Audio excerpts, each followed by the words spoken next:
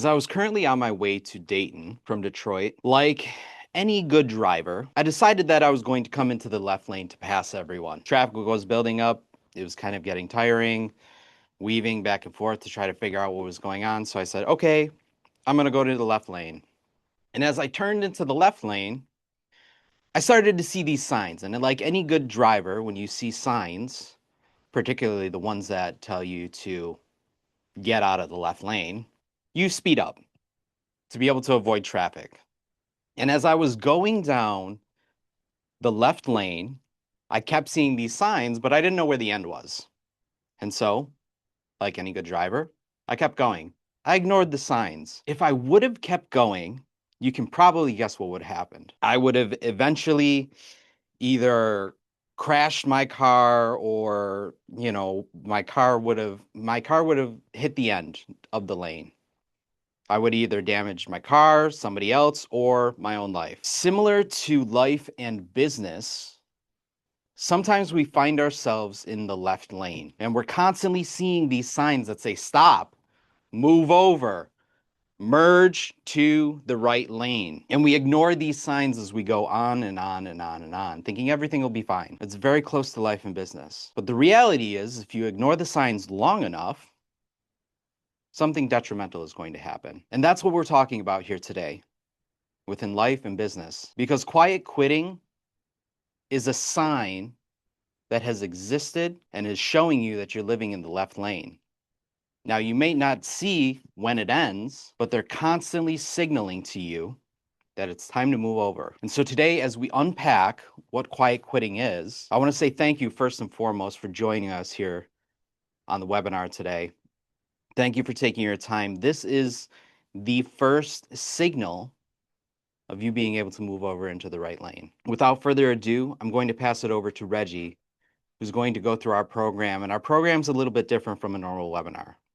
We unmute the room here because at the end of the day, you came here to be able to get answers on how to be able to switch lanes. So I want you guys to go ahead and take and turn on your cameras. We're going to be getting very open, very vulnerable here today, because this is where the real work begins. I would like to introduce somebody, my partner, who has been working on culture and building places that people never want to leave for over 40 years now. And we're going to unpack some of the things that we've discovered to be able to give you the tools that you need to be able to create an environment where people never want to leave. Welcome to the Quiet Quitting webinar. Thank you so much, John. And I agree with John. We're so grateful that you have taken time. And I want to pause and make two special thanks known to you guys. And that's John Cater, who has coordinated all this and put it together. He's been wonderful and so helpful. And Chuck Toki for giving us this beautiful studio. I mean, my God, here we are at a beautiful place where, everybody is seeing things live, and it's a little bit different. So I'm very appreciative for that. Tonight's going to be a little bit different. Most of you have seen me on a stage. You've seen me in a webinar. You've seen me maybe on a podcast at some level. And my goal generally with those is really, really simple. How do I bring a level of energy regarding inspiration and motivation that people can leave and feel good about having attended? This is a little bit different, guys.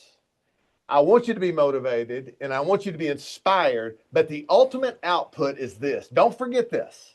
The ultimate output is I want to unlock your understanding around this principle of quiet quitting and the effect that it has on your business. And if we choose the changes that we can make to create less fallout from what I consider to be a pandemic that's hitting our business. Guys, we're losing people left and right. And what we're hearing is that's normal. And I think that's a flaw in our system. I think that there's a way that we can change that, and we're going to talk about that tonight. It's going to be a little bit different. I've taken notes. I'm going to slow myself down because I want to help give you maybe one bit of information that will start you on this path and get you to a place where we can avoid losing so many people and seeing even the ones that stay, their performance and their production to drop. So welcome again. And here's what I would like to start with. I would like to start with a question. And if you'll do me a favor, get in the chat. And I want you to answer this question. It's one question, two parts. part number one is this. And so again, I'd love for you to go to the chat and put this in, and I'll come back to it in just a second. Question number one, part A, is this. Where is the place that you have been that if you could return and never leave, you would stay forever? Is there one place that you can recall where you've gone and the experience has been so good that you could see not only yourself going back, but literally, if you had to choose one place that you could stay forever, where would that be? So let me give you an example. My place is Sea Island, Georgia. Now, I know that sounds odd, but if you've ever been there, it wouldn't sound odd to you. And Sea Island, Georgia gave Connie and I, my wife, an experience that I measure everything else against in terms of going and staying somewhere. The accommodations were 5+ star. The meals, the view was outstanding. And finally, it had that what I wanted more than anything is a golf course that I could see myself playing for the rest of my life. So I want you to think about a place. Mine was Sea Island, Georgia. And I want you to think about the conditions that were so special to you that keeps you coming back. Would you do me a favor and just type that place into the chat? I'd love to see where it is and maybe some of the reasons why you want to keep going back. Anybody? Jay's Old Bar. Oh yeah, that's right, Jay's Old Bar. I think it's called Cowbells in Mississippi. Breckenridge, Colorado, Spain. Well, that's a good one, Tommy. I've never been to Spain. Australia, great place, I'm sure. All great answers coming in. And my question as I see these great places coming in is quite simply this.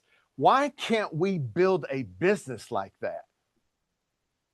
Why is it that we have allowed ourselves to believe that turning over people and having to replace them with the new bunch of people is the only strategy that works? Why can't you and I build a destination business that has such a great experience that people not only want to come back, they want to stay forever? And contrary to what I hear in the world, the voices that are moving in our direction every day, I believe it's possible. And I want to help you to see that there are some ways that you can create conditions and environment that will not just attract people, because guys, we're really, really good at that. We're really, really good at attracting people. We are not good at keeping them.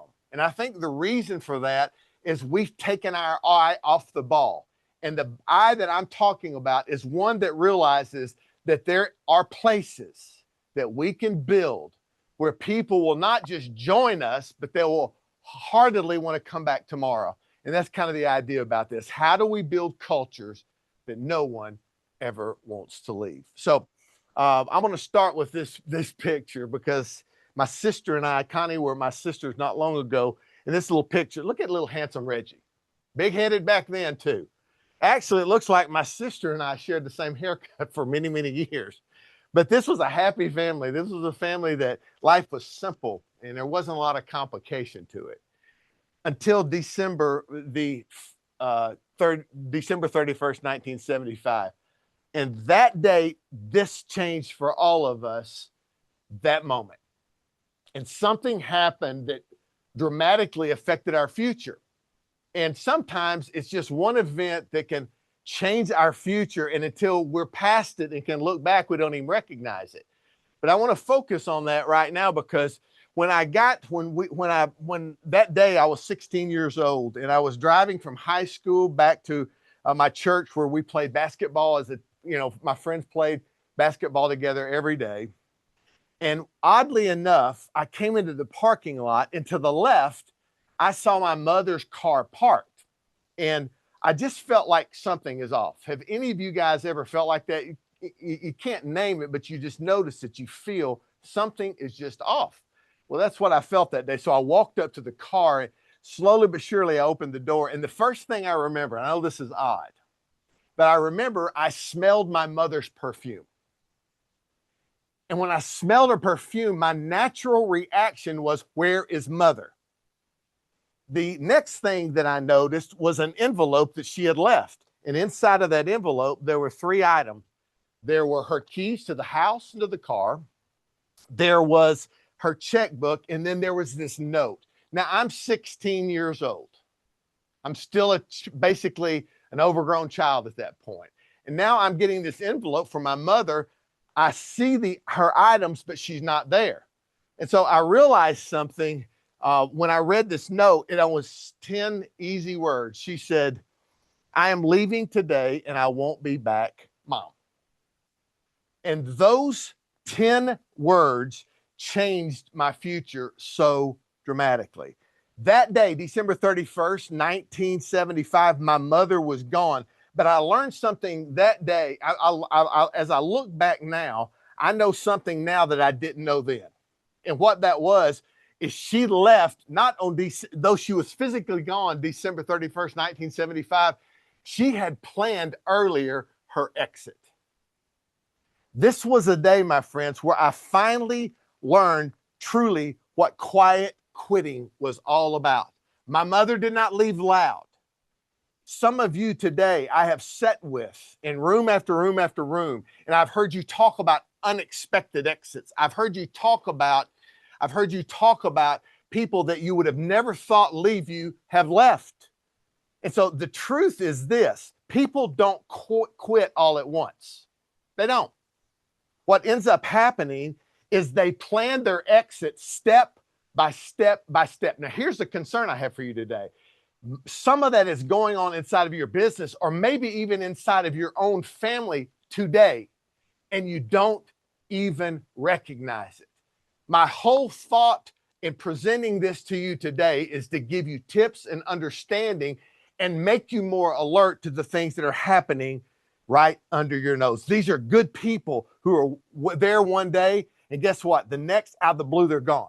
The problem is that most owners or leaders don't see or read the signs, the signals, or the breadcrumbs that they're leaving early enough to stop it. And this, in my opinion, has become an epidemic. So here's those 10 words again. I'm leaving today and I won't be back, Mom. Now, here's what's significant about that. Nobody gets a note like this without warning signs that they've missed. Hear me when I tell you this. Some of you have had people in the past that have left you that have caught you completely off guard, and it's really destroyed your atmosphere. You have lost people that you care about, and you never saw it coming. And sometimes the deepest wounds are the ones that we don't see coming. Great people gone, and you just don't understand. Now, here is the painful truth that I want to talk to you about quiet quitting. This note that I found, this was the beginning. This was not the beginning. This was the end. You see, things had happened before we ever noticed that she physically was gone, but we didn't notice it until that day. And that is what I'm here to help you prevent in your own organizations. And listen to me, in some of your families, where you're seeing withdrawal, you're seeing people move away. And until we're alert and we are mindful of it, this will continue. And I want you today to understand there is a way to prevent it, right? So here's what I want to focus on as we go forward. Before they quit, guys, they go quiet. That's the first signal I want you to pay attention to. So most companies think that they have a hiring problem. And I've talked to many of you. And you think that, well, maybe this is a people problem. They think maybe if I find better people, then we'll be able to actually get better results. And the fact of the matter is this: what's actually happening, this quiet quitting, understand it is not random. It is not a personality flaw. It is a playbook, just like I've put up here. And once they start quitting, they walk into this playbook and follow the instruction. Guys, I want to give you some information today that's going to give you insight on this playbook, things you can start seeing and understanding about this whole process of quiet quitting. So let me give you a definition. Quiet quitting is a withdrawal of effort, ownership, and care before the exit. So as I even say that statement, some of you probably are thinking about people that you've been worried about. You couldn't put your finger on it. You didn't really name it, but you knew something was just off. Guys, this is a sign. When people start withdrawing, when they go quiet, there are things going on, and possibly they could be on the path to quietly quitting you, and you, unless you're alert to it, it may end up happening again.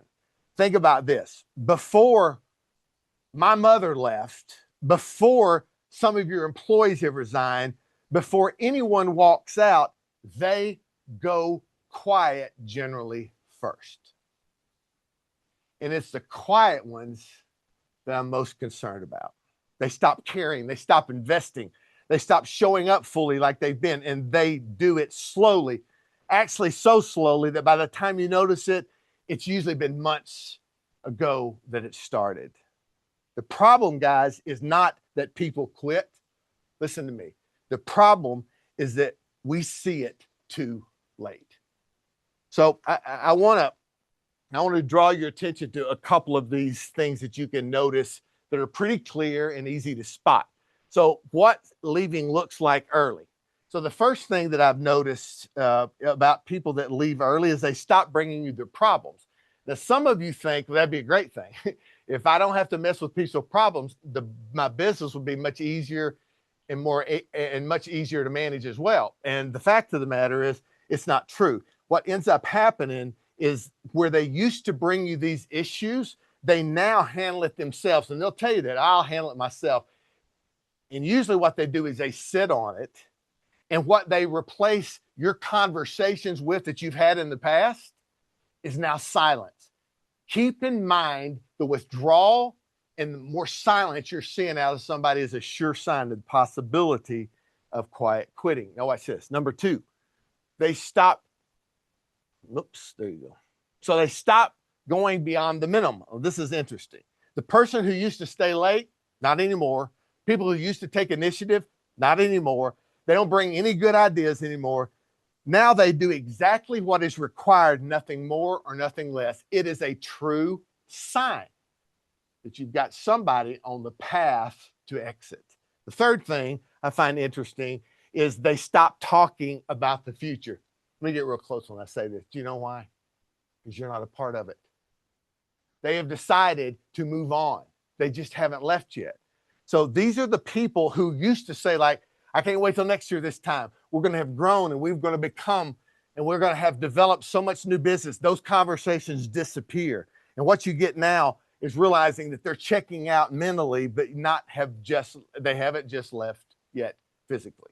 So this is how people leave before they actually leave. These are some of the signs. So I want you to take a moment and I want you to ask yourself this. Are you seeing any of this now? Are you seeing people withdrawing who once were leaned in? Are you seeing people who were maybe very engaged, but now they've decided to stop really interacting in meetings? Be careful. It's a sign of quiet quitting. Now, I want to give you a very easy graphic to understand that we all see and find easy to understand. It's these three lights. Every leader already understands this language: green, yellow, and red. The green is when your team is fully engaged and in its flow mode. They're building, they're working together, everything is great. And usually this happens when people start with you. You find a high level of engagement and interaction, but over time things start changing. And ultimately what ends up happening is it hits this red, dead, hard stop. And what I mean by that is this is the point in red where a resignation is either in motion, you've received it, but the fact of the matter is by the time your people get to this zone, it is over.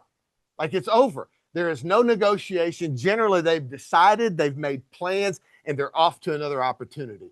Now, here's where our opportunity lies. It's in this yellow. I call this zone the wobble zone. And if you've followed me at all in the past, the wobble to me is a feeling that you get that you notice, but you can't name. Like, something's going on. It's kind of like me seeing my mother's car in that parking lot. I knew something was off.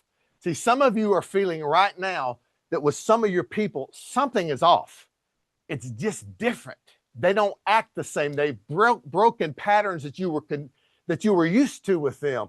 And now, as we talk, maybe you're starting to realize they're giving you signs that you cannot ignore any longer. Guys, let me tell you something. This yellow zone is the only place prevention is available. When you see these differencing of patterns, they're just not acting the same. They don't show up the same way as they used to. This is where our opportunity to save the relationship and the build that all of you have invested in, this is the place it can happen.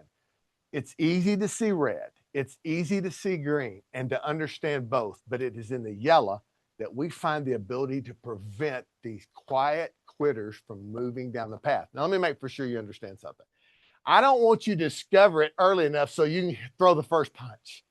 Well, if I know earlier, Reggie, I can get rid of them before they leave me. That's not what this is about. This is about salvaging relationships, personally or professionally, that have helped you build the success you now have. How do we get in front of this? If we've brought people into our organization, if we want people to be here, we've invested our money and our time in them, why in the world would you want them to leave if you could prevent it? Doesn't make sense, nor should it. So here's what I want you to do now in the chat. I want you to take a minute and I want you to think about your team, just your team right now.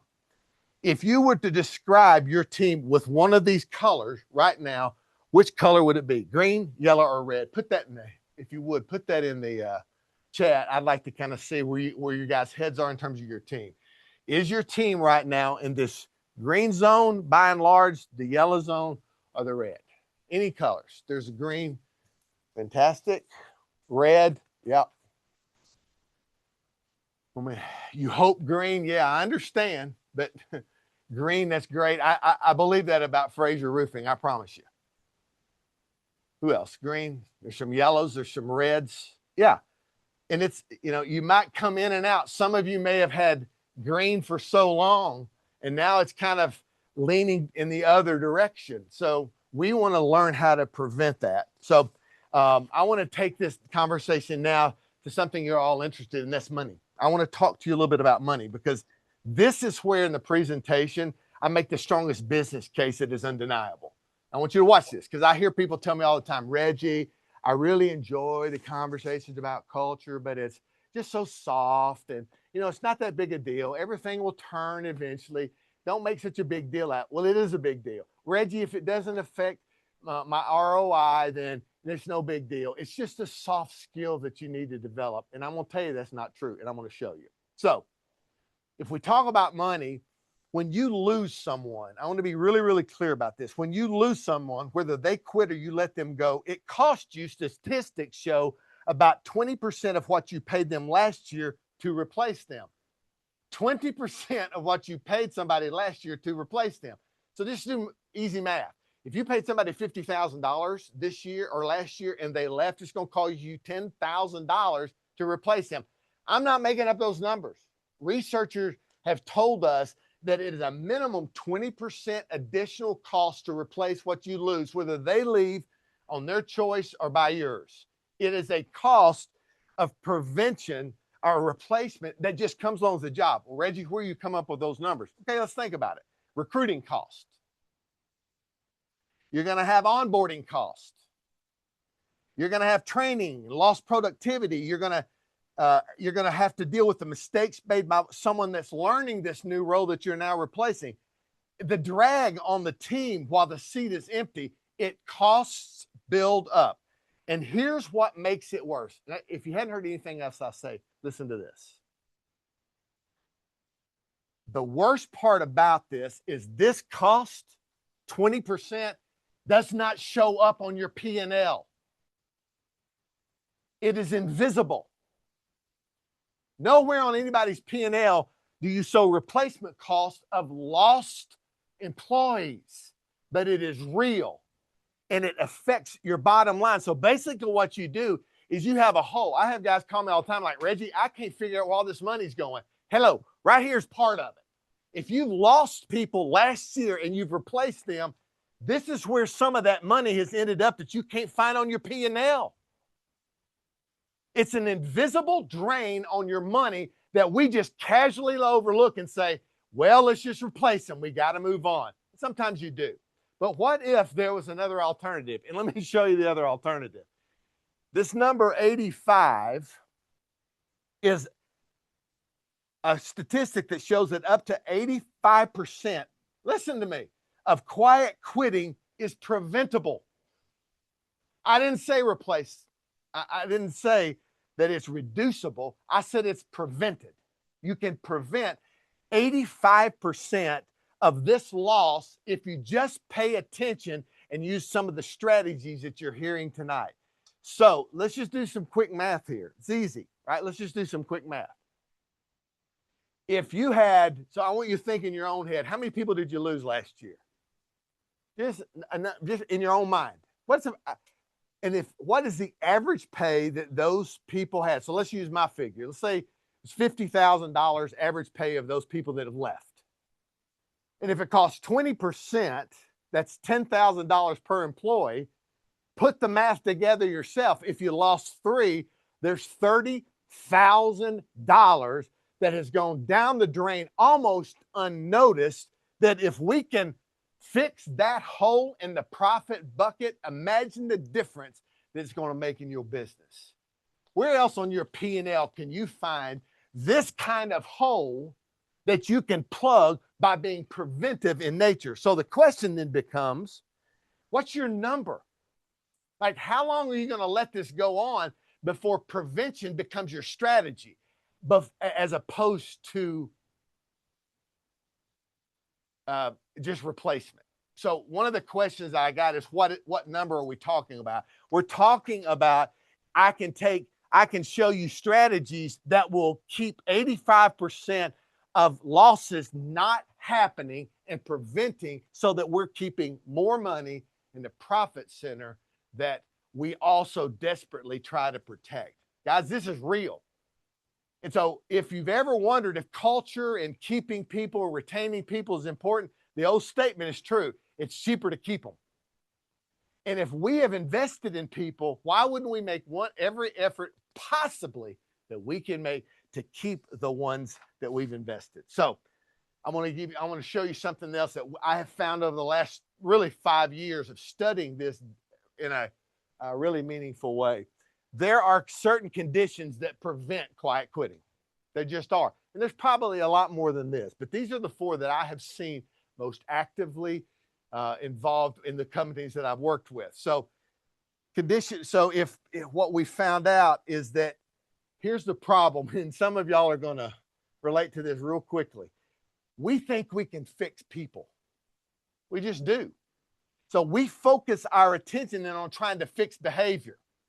The fact of the matter is, we don't even understand what's driving those people, and we're trying to fix behavior we don't even understand. It's just showing up, and the thing that we think is best to do is try to correct their behavior. Can I tell you this? That's in deeper water that most of us are certified to swim in. It just is. And beyond that, it's frustrating. Like, it is frustrating to think that I have to figure out and meticulously walk through personality traits and all that to try to help correct their behavior. I don't think you have to do that. What we believe is that if the conditions are set properly, you will not have to worry about fixing behavior as long as we can find alignment in the conditions that everybody in your organization is responsible for. Quiet quitting, guys, in my opinion, is a response to failing conditions. And I'm going to show you what those 4 conditions look like. And when they break down is when people start checking out. So these are the 4 conditions that we think are critically important for you maintaining a culture that people want to stay in. Number 1 is clarity. If people are guessing, they're checking out. So if they don't understand their compensation model, if you're changing their compensation model all the time, or if they don't understand really the role and responsibility and the handoffs that are required from one role to the next, they're going to check out. Where people lack clarity, they leave. And one of the things that I hear employees telling me all across this country is this: I guess my way through the day. Now look, I'm not blaming anybody. I'm not saying it's your problem. I'm saying it's your company.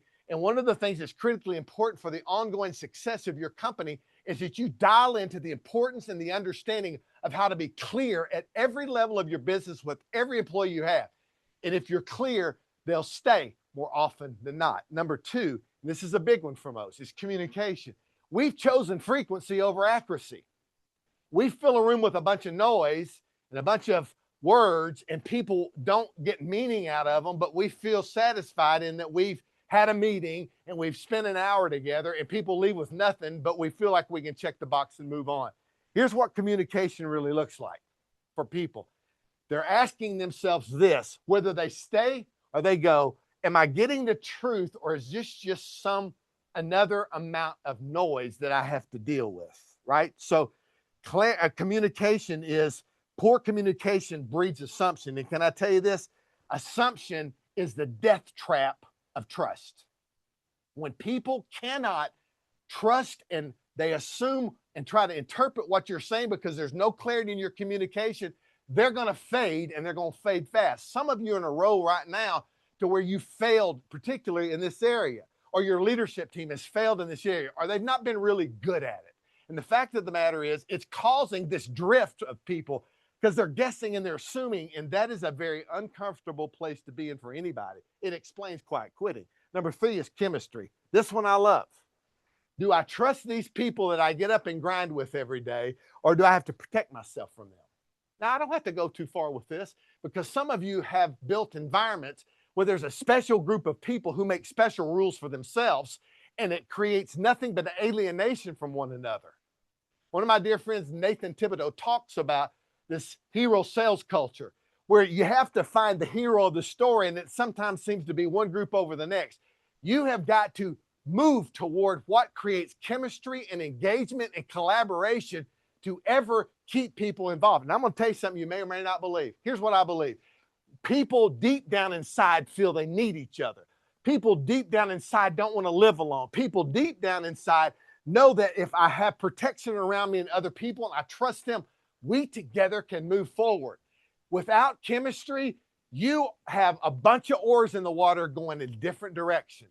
You've got to create chemistry. And when people feel like this is an us thing, not a you thing or a me thing, you know what they do? They stay.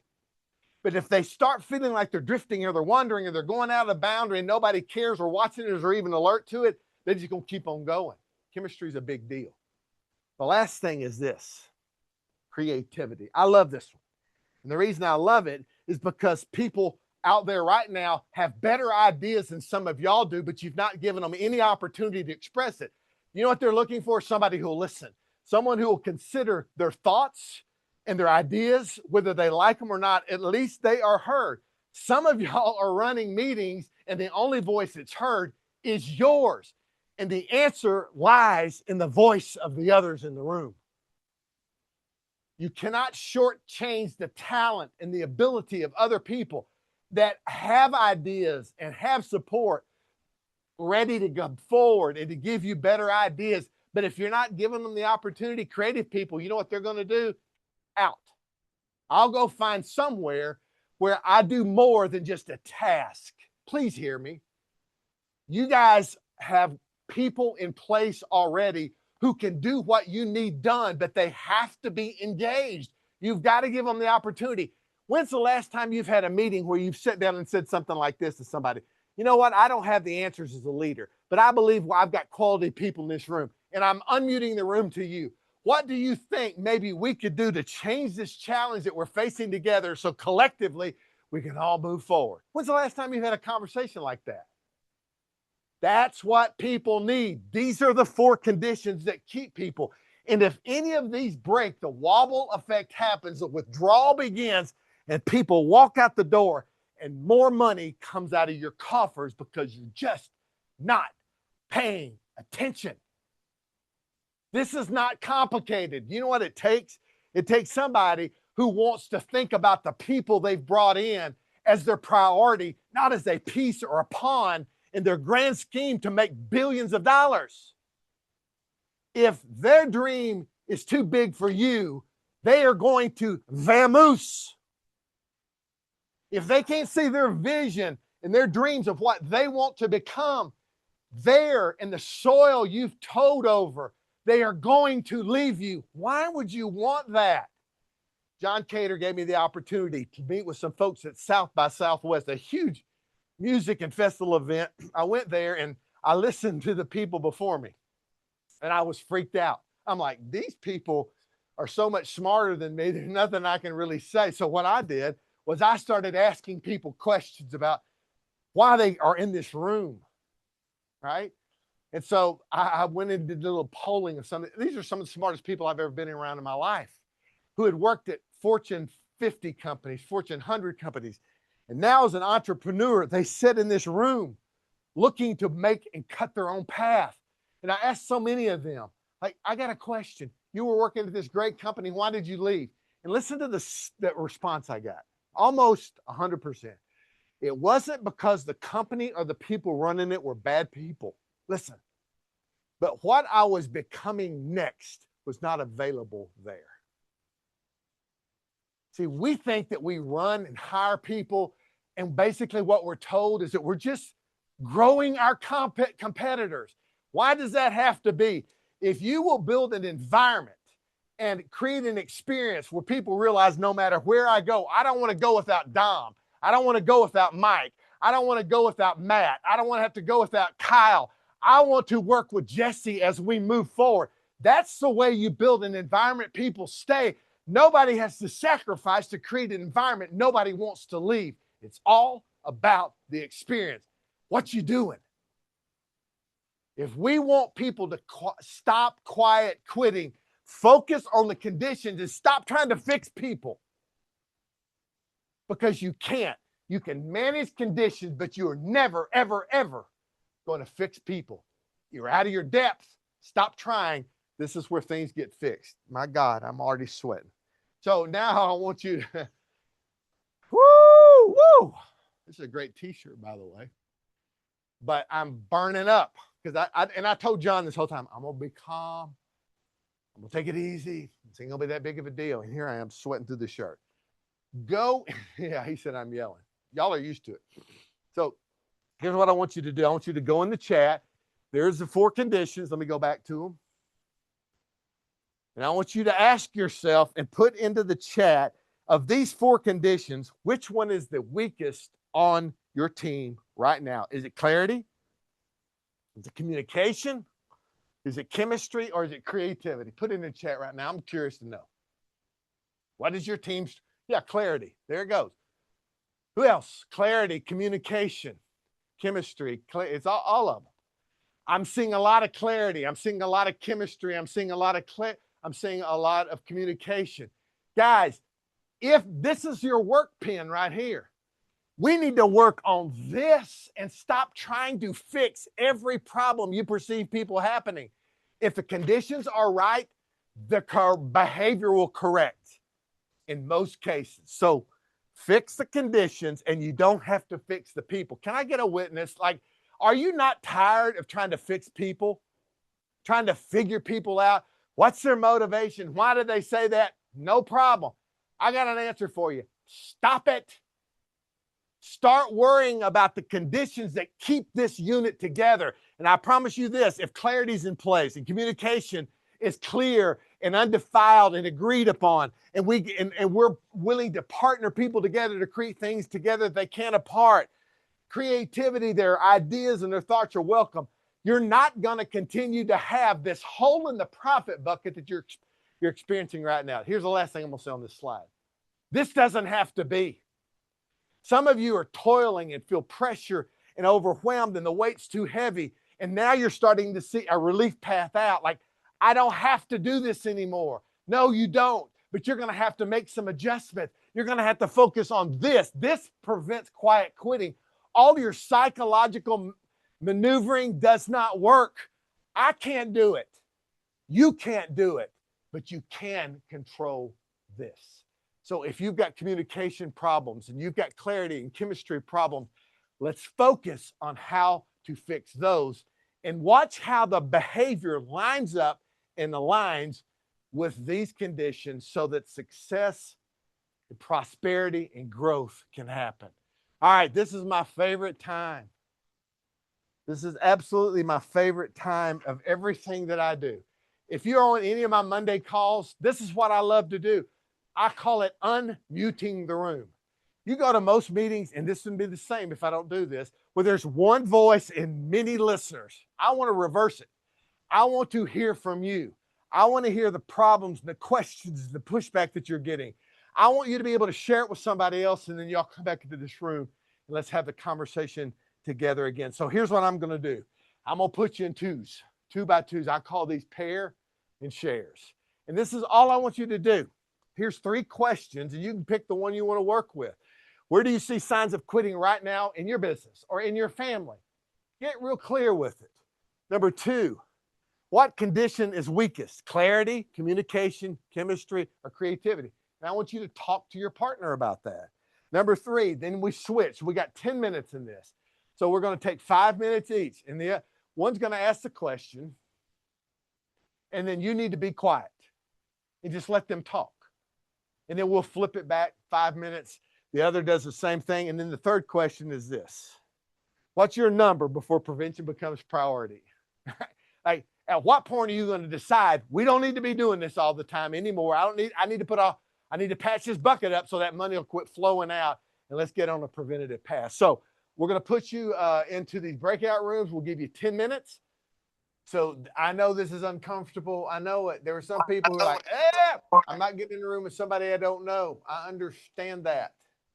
But that's what it's going to take. Some of y'all are going to have conversations with people that you've neglected because it was just uncomfortable. So this was an opportunity for you to practice something that you're going to need to do to offset and prevent some of this quiet quitting that we're all experiencing.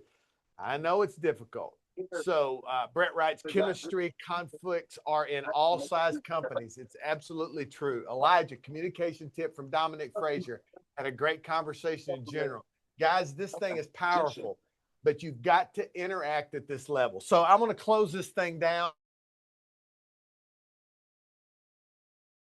If and when there is a place for me or Propel to help you, I want to offer that. Emily's going to put my link into the chat right now. And I want you to reach out to me. And all I'm going to ask you to do is this. This is not going to be a sales pitch. I'm asking you if there's something that you've noticed tonight that you now think resembles quiet quitting, but that level of uncomfortableness is there to have the conversation. That's what I'm here for. I want you to hit this link. I'm not going to try to say anything. I will do something I think I do pretty well, and that is to give you in our 30-minute call a question that you can ask that is going to somewhat take the sharpness off of the conversation and concern that you have and unlock a conversation with somebody that deserves it, but you've not had it yet. Guys, hit that link. Let's talk. And if I can provide you a question that's going to get you unstuck in that relationship, I want to be able to help you with it. So keep that chat close to you. Hit that chat, and let's schedule some time to talk. So what does Propel do? So primarily what I want you guys is we kind of pull this thing together. I want you to realize a couple things. Quiet quitting is not random. Now I think we've established that. They respond to these conditional changes. You don't have to fix everybody's behavior, which is a good thing. Propel has our tools give you an opportunity to detect these shifts before they hit your numbers, before performance starts vacating, where things start slowing down. We also, we stabilize these conditions. So I focus on, all right, what are the conditions that we need to keep in place so that we can keep this community and culture together? We really want to build these destination business, right? Where people come and stay. That's where consistency and growth is dependable. You can do that, but you got to stay focused on the conditions, and I help with that. The final thing is when conditions are right, you need to understand this. You build the right conditions, you keep the people, and you build a culture that nobody absolutely ever wants to leave. So I leave you with this slide. If it is your intent to build a business that people actually want to stay in, it is possible.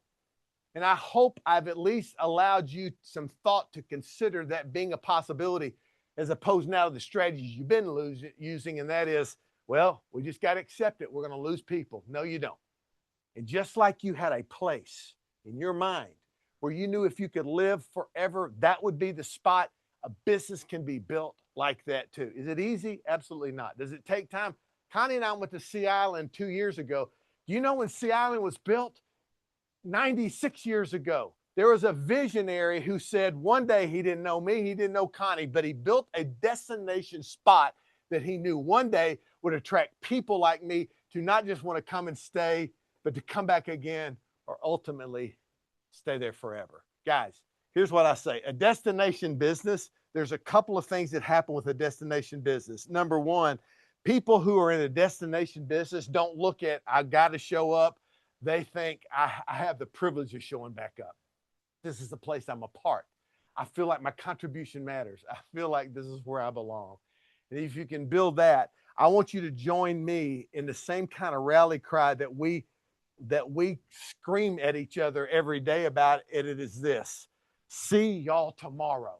Can you imagine if you had confidence that everybody that was there today, you didn't worry about, you didn't think about, you weren't concerned about whether they were going to show up or not? That's what good culture looks like. And so I ask you today, build something that matters. Build a company based upon conditions that draws people and keeps people, because once the culture is right, it's hard to leave. And here's what I want to say to you tonight as we close. Hit this link.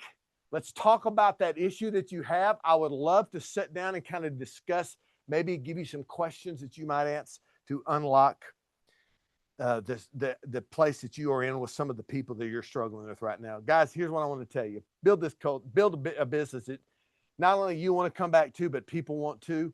And here's what I want to tell you as we conclude. You can do this, but you've got to take an aggressive stance. You've got to become alert. You've got to become aware. You've got to watch these changing conditions, because when conditions change, people freak out. I see it every day. When things change and they're unexpected, it causes people to reach a place of anxiety and stress. And if it goes too long, you know what they do? They look for the next closest exit. We've got to build culture and conditions that keep people close, and you can do that. I say to you what I say to my people every day, all of us as we have a conversation. I hope to see you tomorrow and build a business that nobody ever wants to leave. Thank you. I love you guys, and I appreciate the time that you spent with me tonight. Reach out. Let's talk. See if I can help.